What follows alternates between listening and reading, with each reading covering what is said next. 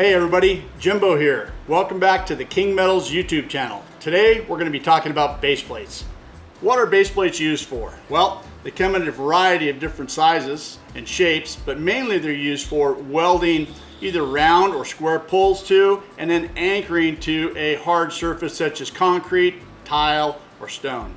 So here in front of me I've got a variety of base plates here. Now these are square base plates. I happen to have in front of me here 3, 4, 5, and 6 inch. They come in different thicknesses and different hole sizes as well. There's a big variety. This is just a small section. They've got a lot available on their website. Also, they've got zinc plated round and square zinc plated base plates to help with corrosion.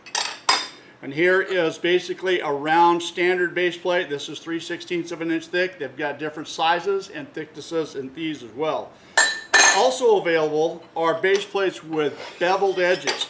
For example, here is a round one and a square and a thick square. This is 3/8 of an inch thick, 4-inch square, and this looks like about 8-inch, 3/8 of an inch thick square with beveled edges all the way around. The reason for the beveled edges is for aesthetic purposes, and if you're needing to weld something against it, it provides an area for good penetration for welding.